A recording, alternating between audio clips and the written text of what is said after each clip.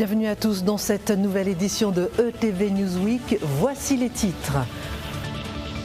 Justice, les avocats ne décolèrent pas, en grève suite à une interruption de plaidoirie. Santé, les sargasses des lycéens victimes de nausées tentent de se mobiliser. Éducation, Guadeloupe, Martinique, Guyane, des jeunes participent aux Jeux scolaires interacadémies. Culture, le FEMI 2018 c'est fini, une réussite afro-américaine pour cette édition. Un avocat peut-il être interrompu par un juge en pleine plaidoirie? Oui, dans certains cas, répondent les juges. Non, absolument pas, rétorquent les avocats. Une éternelle question qui n'a jamais vraiment mis d'accord les deux parties. Illustration cette semaine lors de la plaidoirie de la défense de Yohan Equinox, jugé pour meurtre. Les avocats ne décolèrent pas. Jean-Marc Rabarijon. Les avocats de Guadeloupe sont furieux et le font savoir. Ils se sont retrouvés une nouvelle fois en assemblée générale extraordinaire afin de décider de ce qu'allaient être leurs actions ces prochains jours. Leur principale revendication, le refus de plaider devant la présidente de la Cour d'appel avec laquelle le litige en audience s'est produit lundi dernier. C'est un mouvement de protestation générale qui concerne l'ensemble des juridictions où les avocats ont du mal à exercer leur office sereinement dans l'intérêt de leurs clients. Après la réunion la rencontre avec les chefs de cour, il fallait véritablement qu'on puisse réunir nos confrères pour restituer les éléments de cette rencontre et décider de la suite du mouvement. Nous ne refusons d'intervenir devant le magistrat qui est à l'origine de cette difficulté lors de l'audience en question où le confrère a été empêché de plaider. Là, nous pensons au justiciable qui a peut-être une affaire de terre, une affaire à résoudre rapidement, une affaire de pension alimentaire, une affaire de garde, une affaire de droit de visite, c'est-à-dire on approche des vacances, qui pourra intervenir devant le juge aux affaires familiales sans difficulté à partir de mardi. Donc voilà précisément où nous en sommes, mais c'est sur le secteur, je rappelle donc, la cour d'assises jusqu'à la fin de la session, nous n'intervenons pas devant le magistrat dans sa composition, c'est-à-dire très précisément le tribunal, la chambre des appels correctionnels de la cour d'appel de Basse-Terre, pas du tout tant qu'elle est composée, tant comme elle l'est aujourd'hui. Et ensuite de cela, nous n'interviendrons pas non plus, bien entendu en ma qualité de bâtonnier, pour commettre d'office les confrères pour le secteur et des commissions d'office, aide juridictionnelle et tout ce qui permet d'assurer le service public de la justice et bien entendu avec ce que cela suppose comme contrainte pour les avocats. La colère contre les sargasses cristallise au-delà du secteur touristique. Des enfants sont victimes de démangeaisons à l'école, leurs établissements ferment, des entreprises souffrent, tout cela dans le silence absolu. Mike Saint-Auré.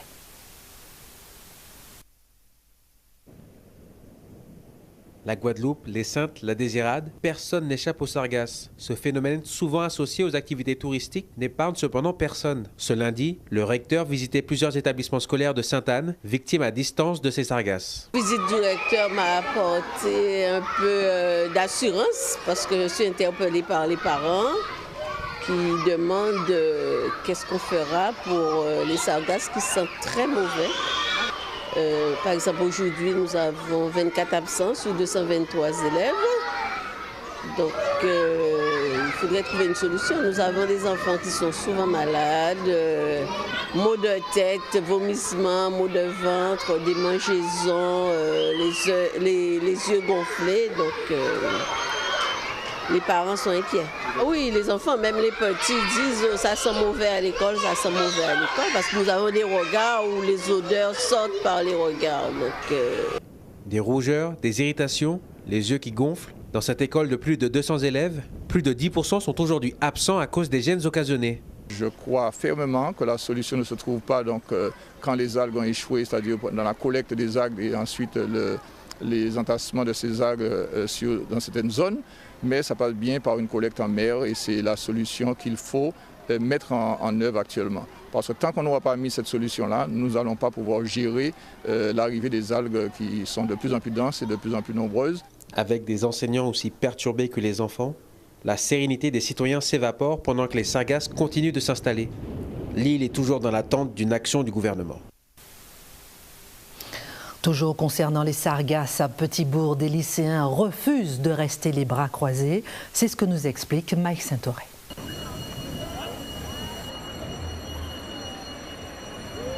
La cloche résonne, mais personne ne bouge. Pourtant, c'est bien l'heure d'aller en classe. Mais après avoir constaté le nombre d'élèves envoyés à l'infirmerie la veille, les élèves du lycée des droits de l'homme à Petit-Bourg décident à leur tour d'être en grève. Ils se mobilisent pour faire bouger les choses car les sargasses, ça agace. Essayons de nous mobiliser car il y a beaucoup de sargasses et si c'était même l'odeur, mais en fait les sargasses, ils émettent des gaz qui ne sont pas bons pour notre santé. Et les gaz provoquent beaucoup de symptômes d'allergie, de problèmes de santé. Des symptômes qui sont irritation,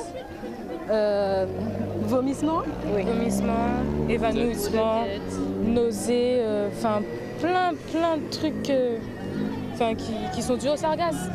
Mardi dernier, c'est 19 élèves d'une classe de 28 qui venaient se plaindre de maux et d'irritation, des conditions qui ne sont plus supportables. L'ARS a dû intervenir. Il faut quand même qu'on essaye. Ouais. Il faut quand même qu'on essaye, c'est notre santé. On vient ici tous les jours. Il ne faudrait pas qu'on reste 8 heures ici à cause de ces gaz, mais nous sommes quand même là. Le lycée ne ferme pas. Goyave a été délocalisé, mais nous rien. On s'en moque. Nous, on ne se bat pas seulement pour nous. Il y a des enfants pour tout le monde. Il y a des enfants à côté de nous, des enfants de 3 ans, des primaires, des maternelles, des collèges, oui. Enfin, un collège. Et puis, eux aussi, ils sont malades. C'est pire sur les enfants de 3 ans. Lorsque les lycéens se mobilisent, toute la Guadeloupe est au courant parce que les parents sont au courant, parce que voilà, la famille est au courant. Et c'est très important que beaucoup de mouvements en fait, de révolte dans le monde, en France, en Guadeloupe, sont partis d'abord de jeunes qui se sont mobilisés, qui ont ensuite gagné des travailleurs de la Guadeloupe. Donc voilà, je pense que les jeunes, tout type de jeunes ont une force en fait, pour se mobiliser, se révolter, pour voilà, lutter en fait. Un mouvement de grève accepté par les membres de l'établissement qui ont tout de même refusé de s'exprimer. Restons dans le cadre de l'éducation nationale avec cette rencontre interacadémie.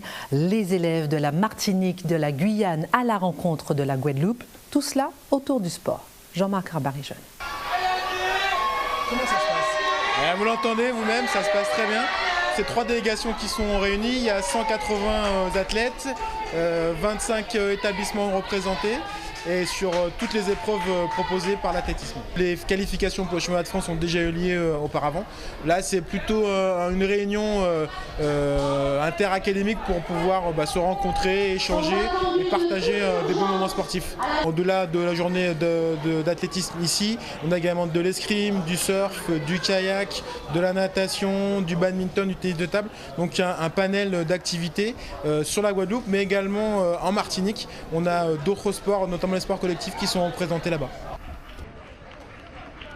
3 délégations ont effectivement pris part à ces Jeux interacadémiques, la Guadeloupe, la Martinique et après quelques temps d'absence, la Guyane avec des élèves préparés au préalable sur des championnats précédents. C'est une délégation qui a été sélectionnée à partir des championnats d'académie de Guyane. On a essayé d'amener des individualités, on ne se présente pas en équipe mais en individualité, si bien qu'on représente, je dirais, un peu tout le territoire de Guyane. Nous avons des élèves qui viennent de Saint-Laurent-du-Maroni, des élèves de Kourou et des élèves de Cayenne pour ce qui est de la natation. Donc on a s'ouvert tout le territoire et puis c'est donc ces élèves se sont préparés à partir du moment où ils ont connu leur qualification. Ils ont effectivement 3 semaines de préparation, ce qui était un peu court, mais ils étaient préparés pour leur championnat d'académie, donc ils étaient déjà performants. Et puis on espère maintenant renouer déjà le lien avec la Martinique et la Guadeloupe, ce qui était d'abord l'objectif, bien avant le résultat et le problème de compétition. Donc on est ravis d'être là et de redécouvrir des stades que nous avions connus il y a déjà quelques années. Quelques balbutiements encore côté organisation, mais les jeunes athlètes n'en tiennent pas vraiment compte. Ce qui est important pour eux, comme le disait un certain baron de Coubertin, l'essentiel est de participer. Pour l'instant, j'ai rien encore fait parce que normalement je devais déjà commencer le disque. Mais comme il n'y a rien de prévu pour le disque, ils n'ont pas mis les outils pour protéger. Donc c'est à voir avec les gens qui dirigent. Il y a de bons coureurs. Et, on n'est pas trop au courant des coureurs qui sont là, donc j'espère voir des bons concurrents. Un peu plus loin, la salle Laura Flessel à Petit-Bourg accueillait les épreuves de badminton. Préparé, je dirais qu'on s'est entraîné un peu, sachant que nous avons fait des compétitions en Martinique, donc oui, un peu. Ça nous permet de voir de nouvelles personnes, de découvrir leur jeu et d'apprendre à jouer avec eux, comme eux. Une fois encore, on s'attend de part et d'autre à affronter de bons adversaires, mais sans véritable enjeu, si ce n'est l'obtention d'une médaille. Il y a donc 2 établissements de Martinique qui se sont qualifiés pour venir, et il y a d'autres établissements de la Guadeloupe. Alors à l'issue de cette journée, qu'est-ce qui va se passer ? Le vainqueur est champion interacadémique, voilà, et ils auront passé une bonne journée. 2 villes se lient d'amitié, une en Guadeloupe, l'autre en Haïti. Mike Saint-Auré nous raconte ce pacte d'amitié. La Guadeloupe se lie d'amitié avec Haïti. La ville de Pointe-à-Pitre recevait ce mardi la maire de la ville de Tabar. C'est une mutualisation de cadres, d'échanges. Ce que j'attends, c'est, je crois que M. Bangou, il a beaucoup plus d'expertise, plus d'expérience. Nous sommes très jeunes. La ville de Tabar vient de fêter ses 16 ans d'existence. Et je suis maire il y a 2 ans de cela. Et d'abord, la première chose, c'est que nous avions 4 cadres qui sont là pour une formation, un stage d'immersion, et ils sont là depuis 3 jours. Ils ont commencé hier. C'est pour voir ensemble comment on peut gérer la question de déchets qu'il y a à Tabar, parce que nous sommes une ville qui est située en aval et il y a beaucoup de problèmes au niveau de drainage, et les cadres sont là juste pour voir comment la ville de Pointe-à-Pitre fait pour gérer les déchets. Suite à un déplacement de M. Bangou à Port-au-Prince pendant les assises de coopération, les 2 maires s'étaient entendus pour initier une collaboration dans les plus brefs délais. Pour la ville haïtienne, il s'agit de trouver des améliorations dans l'aménagement du territoire. Il s'agit d'apporter à la ville de Tabar son savoir-faire sur ses rénovations successives, sur l'ingénierie de son personnel, la capacité de ses agents à pouvoir résoudre et structurer un certain nombre de services. Autant de besoins qui sont nécessaires aujourd'hui pour la ville de Tabar, qui est une ville naissante, dont les bases existaient depuis bien sûr des années, mais qui s'est structurée en ville nouvelle depuis 15-16 ans et qui aujourd'hui développe un essor absolument grandissant, exponentiel, avec des besoins justement de construction du territoire. Les 2 administrations vont pouvoir apprendre l'une de l'autre pour améliorer leur zone, puisqu'elles présentent des évolutions similaires en matière d'urbanisme. Lorsque l'association des jeunes de Saint-Félix organise sa semaine culturelle, qu'est-ce que cela donne? Regardez ce reportage de Jean-Marc Rimbaud-Jeune. La semaine culturelle de l'association des jeunes de Saint-Félix, c'est du 11 au 21. Pendant 8 jours, nous avons initié un certain nombre de manifestations de façon pour que tout le monde s'y retrouve. Cette année, c'est les 40 ans de l'association des jeunes de Saint-Félix. Nous avons, avec le conseil d'administration de l'association, voulu faire quelque chose d'exceptionnel. Fêter les 40 ans, c'était aussi mettre en avant Carmélite. On a su, avec sa famille, avec ses enfants, ses petits-enfants, mettre en place le Festi-Soupe carmélitain. Pour ce festival de la soupe première édition, c'est vraiment quelque chose d'exceptionnel. Nous allons avoir des spécialistes, des chefs cuisiniers pour expliquer comment ils font leur soupe. Cette semaine culturelle s'achèvera par un podium avec des artistes, avec des jeunes qui vont s'exprimer et bien sûr la journée Motomania Day, où là nous aurons un certain nombre de manifestations qui seront prévues, pendant toute la journée. Nous qu'à tourner sur le métier là, ça c'est la tradition de la Guadeloupe. À nous aller. Charbet au coco. La cuisine, les spécialités guadeloupéennes et Carmelita. Combinez les trois et vous obtenez ce qu'il y a quasiment de mieux dans notre gastronomie. Il y avait, car aujourd'hui Carmelita n'est plus. 40 ans plus tard, l'association des jeunes de Saint-Félix tenait à rendre hommage à celle qui fut aussi membre fondatrice de la JSF. C'est ainsi que dans le cadre de sa semaine culturelle intitulée Temps c'est temps, une première était inaugurée, le Festisoup Carmelita. Il y a 9 ans que je vends sur le marché du Gosier. Je vends ma soupe finie et on m'a dit que c'est bon, on préfère ma soupe. Eh bien, nous sommes ici aujourd'hui pour rendre un hommage et une salle de l'association de cuisine de la Guadeloupe. C'est pour ça aujourd'hui on est là. Les visiteurs de l'autre côté ont eu la possibilité de choisir leur menu parmi plus d'une quinzaine de soupes différentes. Et pour les retardataires, tout était prévu. Si l'on ne consomme pas sur place, on peut toujours emporter. Elle est vraiment délicieuse, très bon. Ouais, ça mérite d'être goûté et de manger, vraiment. Là, pour le moment, on fait des provisions un petit peu pour passer le week-end, parce qu'on a su plus tard, en fait, on n'a pas mangé à midi ici. Temps c'est temps, c'est l'héritage qui perdure au fil des générations. Je suis arrivée en Guadeloupe il y a longtemps après la création de la JSF. Donc je prends en cours, actuellement je suis trésorière de l'association, mais je pense qu'ils ont fait tout ce qu'il fallait pour justement perdurer. C'est elle qui m'a tout appris, je fais la cuisine jusqu'à maintenant et je donne un coup de main à la JSF. Que restera-t-il donc encore dans 40 ans de ce que les jeunes font aujourd'hui? Pour la JSF, c'est la mémoire, le talent et surtout une certaine reconnaissance de ce qui a été accompli. Deux artistes cubains installés en Guadeloupe nous ont quittés à 1 an d'intervalle. Un hommage leur a été rendu. Jean-Marc Rabarijon.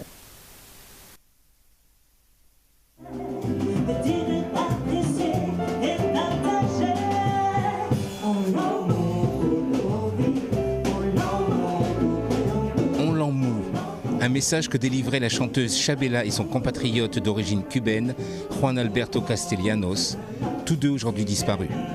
Le 23 avril dernier, la diva nous quittait moins d'1 an après la disparition de son ami, en laissant un grand vide dans le monde de la musique guadeloupéenne et un album inachevé. Mardi dernier, un hommage leur était rendu par leurs amis musiciens, moins d'1 mois après la disparition de la chanteuse.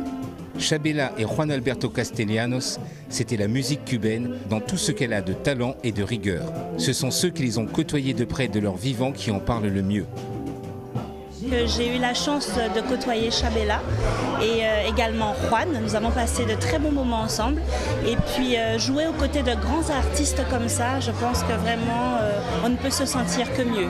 Chabela, c'était une amie, on a même travaillé ensemble à Cuba. On a enregistré ensemble à La Havane. Faut pas oublier aussi Juan Alberto Castellanos qui était également avec l'équipe des copains d'accord. On a enregistré tous ensemble à La Havane le dernier album. C'est une soirée particulière, c'est en fait l'hommage à Juan Alberto et Chabela qui faisait partie des copains d'accord, d'où on a fait un enregistrement à Cuba il y a 4 ans, et que cet album n'a même pas été encore oublié. On a perdu nos deux corazones du groupe. Ils sont pas loin, ils sont là, tout près. La photo qui est ici, lors du dernier concert que nous avons fait, qui a eu lieu à Cuba, et ils sont magnifiques. Voilà. Et ils vont être avec nous ce soir, puisqu'ils sont dans l'orchestre, comme vous l'avez pu le voir.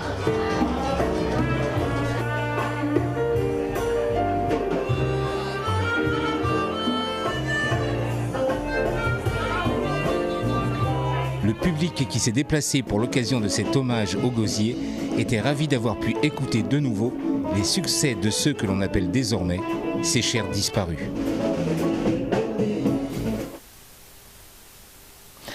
La 24e édition du FEMI a fermé ses portes, une manifestation particulièrement réussie, comme nous l'explique Jean-Marc Rabarijon.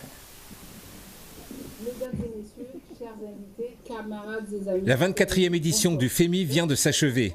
Après les cérémonies de remerciement où la ville de Lamentin n'était pas oubliée, C'est sous les yeux du comédien Gary Dourdan, et parrain de cette édition, que les lauréats des 4 grandes catégories étaient dévoilés. Sur les 1500 films proposés, 33 ont été retenus entre les longs métrages, les documentaires, les courts documentaires et les courts métrages. Et c'est une réalisation guyanaise qui remporte la Palme d'Or dans cette dernière avec L'Histoire des Lions.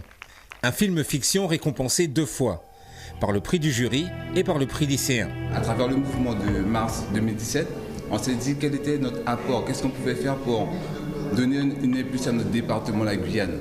Donc avec Marie-Sandrine, la caméra c'est la meilleure arme comme on dit. Voilà. Donc on a décidé de mettre son image. Et on est très fiers que ça soit apprécié et reconnu en Guadeloupe. On a dû écrire le film vraiment avec Mickaël en à peine 2 semaines. Et il fallait très vite monter l'équipe parce que moi je voulais absolument que le film soit prêt pour la commémoration de l'abolition de l'esclavage, donc en juin, le 10 juin. Ça, donc voilà, des délais très courts. Mais c'est le challenge et pour le coup on a vécu ce qu'on a montré, c'est-à-dire qu'on a fait les résistants pour pouvoir réaliser le film. Moi je suis super content, j'étais un peu émue aussi.